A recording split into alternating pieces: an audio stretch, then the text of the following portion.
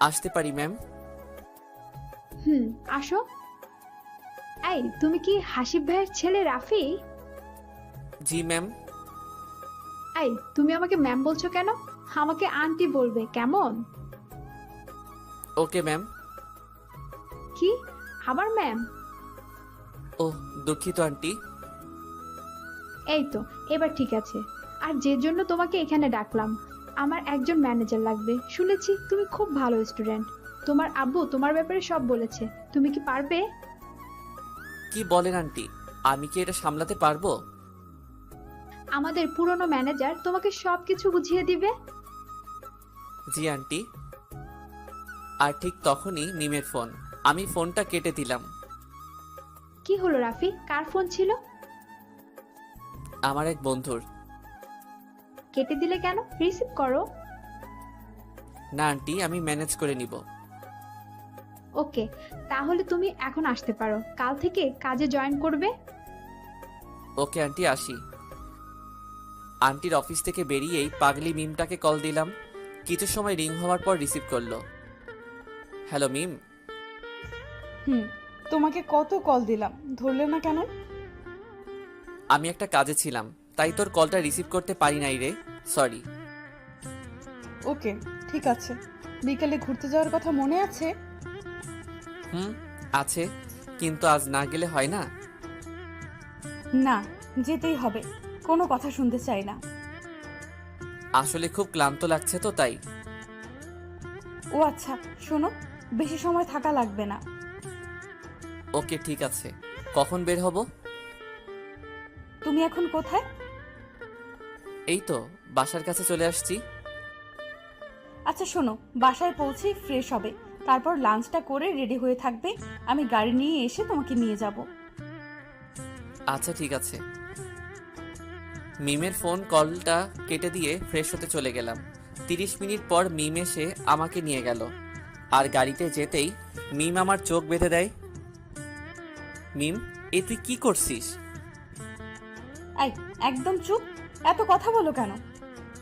আরে কিন্তু তুমি আমার চোখ কেন বাঁধছ? আবার কথা বলে একদম খুন করে ফেলবো তোকে। আচ্ছা বাবা, চুপ করলাম। এবার তো খুশি? হুম, অনেক। আমার লক্ষ্মীটা। কিছু সময় পর একটা জায়গায় গাড়ি থামালো। তারপর মিম গাড়ি থেকে নেমেই আমাকে নামিয়ে দিল, কারণ আমার চোখ তো বাঁধা। আচ্ছা মিম, এটা কোথায়? আবার কথা বলে, চুপ করে থাক। ওকে, চুপ করলাম। তারপর মিম আমাকে একটা অন্ধকার ঘরে ছেড়ে দিল। আমি এবার নিজের চোখ থেকে কাপড়টা সরিয়ে যেটা দেখতে পেলাম, সেটা দেখে তো আমি পুরাই অবাক হয়ে গেলাম। আমি চোখ খুলতেই রুমের সারা জায়গায় লাইট জ্বলে গেল। আর আমি দেখতে পেলাম একটা মেয়ে নীল শাড়ি পরে দাঁড়িয়ে আছে। যেই না মেয়েটা ঘুরলো, আমি দেখেই তো ভূত দেখার মতো চমকে উঠলাম। মিম, তুই? হুম, আমি। আমি ছাড়া আর কেউ থাকবে নাকি? আরে তা নয়, কিন্তু তুই আমাকে এখানে কেন নিয়ে এলি? তখন দেখি আব্বু আম্মু সবাই এসে হাজির। আর বলতে লাগলো, happy birthday Rafi, happy birthday to you my princess, happy birthday to you দোস্ত, বলে আমার সব ফ্রেন্ডরা এসে আমাকে জড়িয়ে ধরলো। আচ্ছা, এবার কি কেক কাটবে নাকি? হো, হ্যাঁ। যা রাফি, মিম মায়ের সাথে কেকটা কেটে আয়। আম্মুর কথা মতো গিয়ে মিম আর আমি কেক কাটলাম। প্রথমে আব্বু আম্মুকে খাইয়ে দিলাম, আর তারপর মিমকে খাইয়ে দিলাম। এরপর একে অপরকে কেক খাইয়ে দিলাম। তারপর অনেক মজা করলাম, পার্টি করলাম। হঠাৎ আমার মাথার ভেতরে একটা চক্কর দিল। মনে হলো মাথাটা বোধহয় ছিঁড়ে যাবে। আমি সাথে সাথে নিচে পড়ে গেলাম। আর মিম এটা দেখেই দৌড়ে চলে এলো, আর আমাকে ওর কোলের উপর নিয়ে মাথায় হাত বুলিয়ে দিতে লাগলো। কিন্তু শেষ রক্ষা হলো না আমার। আমি সাথে সাথে জ্ঞান হারালাম। যখন জ্ঞান ফিরল, তখন নিজেকে হসপিটালের বেডে আবিষ্কার করলাম। আমার জ্ঞান ফিরতেই মিম ডাক্তারকে ডাক দিলেন, আর সাথে সাথে এসে আমাকে চেক আপ করে গেলেন। আর মিমকে বাইরে আসতে বললেন। মিম ওনার সাথে বাইরে চলে গেল। কিছু সময় পর মিম আমার কেবিনে আসলো, আর আমার পাশে বসে মাথায় হাত বুলিয়ে দিচ্ছে আর কান্না করছে। এই মিম, কি হয়েছে, কাঁদছো কেন? ক- ক- কই না, আ- আ- আ- তো আসলে চোখে কিছু একটা পড়লো, তাই চোখ দিয়ে পানি পড়ছে। আচ্ছা ডাক্তার কি বললো? আরে ডাক্তার কিছুই বলে নাই, শুধু বলেছে যে তোমার একটু খেয়াল রাখতে বললো, আর কিছু ওষুধ লিখে দিচ্ছে, তোমাকে নিয়মিত খেতে হবে। কথাগুলো বলছে আর মিমের চোখ দিয়ে পানি অঝরে পড়ছে। আমি মিমের চোখ মুছে দিয়ে বললাম, এই পাগলি, কাঁদছিস কেন? দেখ আমি তো ঠিকই আছি, আমার তো কিছুই হয় নাই, তুই শুধু চিন্তা আর কান্না করছিস, বোকা মেয়ে একটা। ঠিক আছে। আচ্ছা শোনো, আমি ওষুধ আনতে যাচ্ছি, তুমি একটু ঘুমানোর চেষ্টা করো। কথাটা বলেই মিম কাঁদতে কাঁদতে কেবিন থেকে চলে গেল। আচ্ছা এবার আসুন দেখি ডাক্তার মিমকে কি বলছেন। মিম, আপনার সাথে কিছু কথা বলার আছে। জি ডাক্তার বলুন। দেখুন, রাফি সাহেবের অবস্থা বেশি একটা ভালো না। ওনার আগে অ্যাক্সিডেন্টের কারণে মাথা থেকে অনেক ব্লাড পড়ে গিয়েছে, তারপরে অনেক রক্ত লাগছিল ওনার। জি তারপর? ওনার মেন্টাল হ্যামারেজের কারণে মাথার নার্ভ স্লো কাজ করছে, যার কারণে ওনার মাথায় সমস্যা হচ্ছে। আর এইভাবে চলতে থাকলে কিছুদিন পর হয়তো আমরা রাফি সাহেবকে বাঁচাতে পারবো না। তাই বলছিলাম কি, যে কয়দিন উনি বেঁচে আছেন ততদিন রাফিকে বলবেন না এসব কথা, তাহলে রাফি টেনশন করবে, আর যেটা রাফি সাহেবের জন্য ক্ষতিকর। তাই বলছি যেভাবেই হোক ওনাকে এই কথা যেন না জানতে পারে। কি? না, এ হতে পারে না। কি বলছেন ডাক্তার আপনি? জি মিম, ঠিকই বলছি। প্লিজ আপনি ভেঙে পড়বেন না। আপনি এরকম করেন তাহলে কি করে হবে? তাই আপনাকে সবটা দেখে রাখতে হবে। আর রাফির আব্বু আম্মুর সাথে আমি কথা বলে নিব। ডাক্তার, আমার রাফিকে কি ভালো করা যায় না কোনোভাবে? যত টাকা লাগবে আমি দিব, কিন্তু আমি রাফিকে ঠিক করতেই হবে। আসলে সবকিছু তো আর টাকা দিয়ে ঠিক করা যায় না। উপরে আল্লাহকে ডাকুন, উনিই পারবেন রাফিকে ঠিক করে আবার আমাদের মাঝে ফিরিয়ে দিতে। কিন্তু তাতেও একটা ভয় থেকেই যাবে। কি সেটা? ওনার মেমোরি মুছে যেতে পারে। কি মানে রাফি আমাকে ভুলে যাবে? না, এটা হতে পারে না। ওকে ছাড়া আমি থাকতে পারবো না। আমি ওকে বড্ড ভালোবাসি। সবকিছু বুঝতে পারছি, কিন্তু আপনাকে বাস্তবতাটা মেনে নিতে হবে। যাই হোক, এখন আমি আসি। আপনাকে যে ঔষধ আনতে বললাম ওগুলো এনে এখনই রাফিকে খাইয়ে দিতে হবে। বলেই ডাক্তার চলে গেল। এই রাফি, ঘুমাইছোস? হুম। ওঠ, আর উঠে এই ওষুধ খেয়ে নে। না আমি খাবো না। পাগলামি করিস না বন্ধু আমার, প্লিজ ওষুধটা খেয়ে নে। বললাম তো খাবো না। আর ওষুধ না খেলে কি হবে? মরেই তো যাবো, তাই না? রাফি কি জেনে গেছে ডাক্তার আর আমার কথোপকথন? আই, তুই কি বলিস এগুলো? ওকে, খাওয়া লাগবে না। অনেক খিদা লাগছিল, ভাবলাম খাবো, কিন্তু না, আর খাওয়া লাগবে না। কেন? যা খেয়ে আয় এখনই। ইস, আসছে নিজে খাবে না আর আসছে আমাকে রাগ দেখাতে। আগে ওষুধ খাও, তাহলে আমিও খাবো। আচ্ছা দে, এসব খেয়ে কোনো লাভ হবে না, আমি তো আর বাঁচবো না। দেখ রাফি, মার খাবি এবার, চুপ থাক আর এই ওষুধটা খেয়ে নে। বলেই মিম আমাকে ওষুধ খাইয়ে দিল আর আমি ঘুমিয়ে পড়লাম। এভাবে দেখতে দেখতে কয়েকটা মাস কেটে গেল। এখন আমি আগের থেকে অনেকটা সুস্থ হয়ে গেছি, কিন্তু মাঝে মাঝে একটু মেমোরি শর্ট টাইম ব্রেক করে। ওষুধ খেলে ঠিক হয়ে যায়। এই তো 3 দিন আগের কথা। সকালে ঘুম থেকে উঠে ফ্রেশ হয়ে ভার্সিটি গেছিলাম, কিন্তু ভার্সিটি গিয়েই সমস্যাটা হয় আমার, আবার মাথা ব্যথা শুরু করে দেয়। তারপর ডাক্তার এসে জানিয়ে দিলেন আমি যেন রোদ দিয়ে বেশি ঘোরাঘুরি না করি, আর মাঝে মাঝে তো আমার বাড়ি খুঁজেই পাই না, আর একেই বলে শর্ট টাইম মেমোরি লস। এভাবে দেখতে দেখতে 1 বছর কেটে গেল। আমার পরিবার আর মিমের পরিবার আমাদের বিয়ে দেওয়ার সিদ্ধান্ত নিল, কিন্তু আমি রাজি না, কারণ বলা তো যায় না কখন আমার ডাক চলে আসে উপর আল্লাহর কাছে যাওয়ার। তাই আমি সরাসরি না বলে দেই। তবে আমার না বলাতে তেমন কোনো সমস্যা হয় নাই, কারণ তারা তো সব জানে, আর আমিও একটু হলে বুঝতে পারি আমিও আর বেশি দিন বাঁচব না। একদিন মিমকে কারোর সাথে আমার ব্যাপারে কথা বলছিল, তখন আমি শুনতে পেলাম মিম বলছিল, না রাফির মাথায় অনেক সমস্যা হয়েছে, ও হয়তো আর বেশি দিন বাঁচবে না। কথাটা শোনার পর খুব কষ্ট লাগছিল। তাই আমি সিদ্ধান্ত নিলাম আমি মিমকে বিয়ে করব না। আর সত্যি বলতে আমি মিমকে ভালোবেসে ফেলেছিলাম, কিন্তু ওই দিনের কথা শোনার পর থেকে আমি মিমকে ভুলতে চেষ্টা করলাম। তারপর একদিন আমি একটা জিনিস লক্ষ্য করলাম, সেটা হলো মিমকে একটা ছেলে ফলো করে। মনে হয় সে মিমকে ভালোবাসে, কিন্তু বলতে পারে না হয়তো। আমি ছেলেটাকে অনেকবার মিমের আশেপাশে দেখি, আমি কিছুই বলতাম না। একদিন আমি একটা জিনিস করলাম, আর এটা শুনে তো মিম রেগে আগুন হয়ে গেছে। আমি সেই ছেলেটার সাথে গিয়ে দেখা করলাম, আর এই বিষয়টা মিম জেনে গেছিল। এই নিয়ে আমাকে অনেক বকা দিছিল। আর ওই ছেলেটার সাথে দেখা করে ওকে কিছু কথা বলছিলাম, আর সেগুলো শুনেই মিম আমাকে অনেক বকা দেয়। আসলে ছেলেটার সাথে যে কথাগুলো হয়েছিল। Excuse me. জি, আমাকে বলছেন? জি ভাইয়া, আপনাকে বলছি। জি ভাইয়া, বলুন। আপনাকে ইদানিং দেখছি একটা মেয়েকে ফলো করতেছেন। আচ্ছা, আপনি কি মেয়েটাকে ভালোবাসেন? না মানে বলছিলাম কি, ভয় পাওয়ার কিছু নাই ভাইয়া। আপনি যদি ওকে ভালোবাসেন তাহলে ওকে গিয়ে বলে দেন। আপনি কে? আমি ওর বন্ধু প্লাস ফিয়ন্সি, কিন্তু আমি ওকে বিয়ে করব না। কেন ভাইয়া, মেয়েটার কোনো সমস্যা আছে নাকি? না, ওর কোনো সমস্যা নেই। তাহলে? তারপর ওকে সব খুলে বললাম। আমার কথা শুনে ছেলেটা প্রায় কাঁদো কাঁদো অবস্থা। ভাইয়া, আপনি ওকে খুব লাভ করেন তাই না? খুব বেশি ভালোবাসি, কিন্তু এখন আর লাভ নাই। আমার ব্লাড ক্যান্সার হয়েছে, আর মাথায় টিউমার। আমার বাঁচার কোনো উপায় নাই, আর আমি চাই না আমার মিমটা কষ্টে থাকুক। আমি চাই তুমি তোমার ভালোবাসা দিয়ে ভরে রাখবে, পারবে না? জি ভাইয়া, পারবো।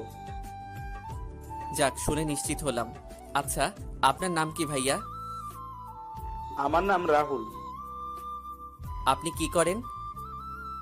আমার একটা কোম্পানি আছে, আর আমি ওই কোম্পানির বস। খান ইন্ডাস্ট্রিয়ালের নাম শুনছেন নিশ্চয়? ও হ্যাঁ, শুনছি। এটা তো একটা নামকরা কোম্পানি। জি ভাইয়া। আচ্ছা ভাইয়া, একটা কথা বলি। হ্যাঁ বলুন। আপনি তো বাইরে চিকিৎসা করাতে পারেন। লাভ নাই ভাইয়া, আমি ডাক্তারের সাথে কথা বলেছিলাম। ডাক্তার বলছে যে আমার হাতে খুব কম সময় আছে, আর আমার যদি অপারেশন করা হয় তাহলে বাঁচার সম্ভাবনা 1%, আর এতে অনেক রিস্কি আছে। আর আমি চাই না আমার জন্য আমার বাবা মা তাদের সবকিছু হারিয়ে ফেলুক। ভাইয়া, আপনাকে কিছু বলার সাধ্য আমার নাই, তবুও বলি, আপনি খুব ভালো মানুষ, কিন্তু এই ভালো মানুষের কেন এমন হয়? আচ্ছা ভাইয়া, তুমি আমার মিমকে কখনো কষ্ট দিবে না, ওর খেয়াল রাখবে। আর মিম একটু রাগী, অল্পতে রেগে যায়, আর ওকে একদম কাঁদাবেন না। ও খুব নরম মনের মানুষ, প্লিজ ভাইয়া। ওকে ভাইয়া, আমি মিমকে খুব ভালোবাসি, তবে হ্যাঁ, আপনার মতো না ভালোবাসতে পারি, কিন্তু ভালোবাসি। আমি জানি ভাইয়া, আপনি মিমকে খুব ভালোবাসেন। রাহুলের কথা বলে বাসায় চলে এলাম, আর বাসায় এসে দেখি মিম আমার রুমে বসে আছে, তবে আজ একটু অন্যভাবে বসে আছে। দেখে মনে হচ্ছে খুব রাগ হয়ে আছে আমার উপর। আরে মিম, তুই এখানে? আমি। কিন্তু তুই এত সময় কই ছিলি? তোকে কতগুলো কল করছি দেখছিস? সরি রে, ফোনটা সাইলেন্ট ছিল। একটা গুরুত্বপূর্ণ কাজ ছিল, তাই সাইলেন্ট করে রাখছিলাম আমি। তোর ইম্পর্ট্যান্ট কাজ কি ওই মিস্টার রাহুলের সাথে ছিল? আরে কি বলছিস? রাহুল? এ আবার কে? তোর বয়ফ্রেন্ড নাকি রে? তুই খুব পচা হয়ে গেছিস। তুই প্রেম করছিস, আর আমি জানি না? তুই না আমার খুব ভালো ফ্রেন্ড। আমার কথা শেষ হওয়ার সাথে সাথেই মিম কষিয়ে আমার বাগালে একটা চর মেরে আমাকে জড়িয়ে ধরেই কেঁদে দিল। আরে কাঁদছিস কেন? তুই যে কেন কাঁদছিস আমি তো ভালো করেই জানি, কথাটা মনে মনে বললাম। তুই এমন কেন?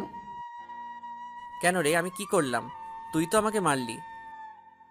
তুই আমাকে কেন এত ভালোবাসিস বলবি একটু? আরে ধুর, তোকে আমি ভালোবাসতে যাব কেন? তোকে ভালোবেসে কি আমি বিপদে পড়বো? দেখ রাফি, একদম মজা করবি না। তুই জানিস আমি তোকে কতটা ভালোবাসি। এবার আমি আর নিজেকে সামলাতে পারলাম না, আমিও ওকে জড়িয়ে ধরলাম। তুই কেন বুঝিস না? আমি আর কথাটা শেষ করার আগেই আমার ঠোঁট দুইটা মিমের দখলে নিয়ে নিল। কিছু সময় পরে ছেড়ে দিল, আর বলল, তোকে আমি হারাতে দিব না। এই যে তোকে শক্ত করে জড়িয়ে ধরে আছি, আমার কাছ থেকে কেউ তোকে নিয়ে যেতে পারবে না। তুই শুধু আমার, আর আমারই থাকবি। তুই ভালো করে জানিস আমি আর এই পৃথিবীতে থাকতে পারবো না। তারপরও কেন এমন করছিস? আমি কিছু জানতে আর বুঝতে চাই না। আমি শুধু এইটুকুই বুঝি, তুই আমার কাছে থাকবি। আমার থেকে রাহুল ছেলেটা অনেক ভালো। ও তোকে আমার থেকে ভালো রাখবে, তোকে ভালোবাসবে, আর তুই ওর কাছে শান্তিতে থাকতে পারবি। ও একজন সফল বিজনেসম্যান। আমার টাকা পয়সা কিছুই চাই না, আমার শুধু তোকেই চাই। তোর বুকে মাথা রেখে সারা জীবন কাটিয়ে দিতে চাই। প্লিজ আমাকে তোর থেকে আলাদা করিস না। ওকে বুঝলাম। চোখের পানি মুছে মিমকে বুকের মধ্যে থেকে ছাড়িয়ে নিয়ে বললাম, এখন আমাকে ছাড়, আমি এখন ফ্রেশ হয়ে আসি। আচ্ছা যা, আর ফ্রেশ হয়ে খেয়ে বাইরে ঘুরতে যাব। আচ্ছা ঠিক আছে বলে আমি ফ্রেশ হতে চলে গেলাম, আর মিমও চলে গেল। ও হ্যাঁ, মিম এখন থেকে আমাদের বাসায় থাকছে। যাই হোক, ফ্রেশ হতে খেতে গেলাম। মিম সহ বাসার সবাই মিলে একসাথে খেলাম। খাওয়া দাওয়া শেষ করে মিম আর আমি বেরিয়ে পড়লাম। আমরা বাসা থেকে বেরোতে বেরোতেই আঙ্কেল তার গাড়ি পাঠিয়ে দিলেন। রাত 8টায় আমি আর মিম বাসায় আসলাম। বাসায় এসে ফ্রেশ হয়ে সবাই মিলে ডাইনিং টেবিলে বসে গল্প করছিলাম। হঠাৎ করে আমার মাথা ব্যথা করছে, মনে হচ্ছে মাথাটা বোধহয় ফেটে যাবে। কি রে রাফি, তুই ঠিক আছিস তো? না আম্মু, মাথা ব্যথা করছে খুব। কি? এই রাফির আব্বু, এখনই ডাক্তারকে ফোন দাও আর ইমার্জেন্সি আসতে বলো। আরে আম্মু, এত টেনশন করো না তো, মাথা ব্যথা ঠিক হয়ে যাবে। তুই চুপ করবি।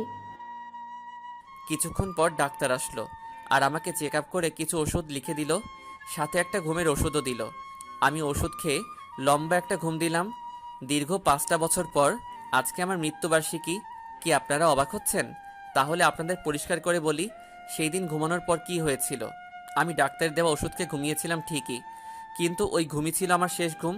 কারণটা হলো আমি শুধুমাত্র ঘুমের ওষুধই খেয়েছিলাম, মাথা ব্যথার ওষুধ খেয়েছিলাম না। কারণ আমি বুঝতে পেরে গেছিলাম আমি আর বাঁচবো না।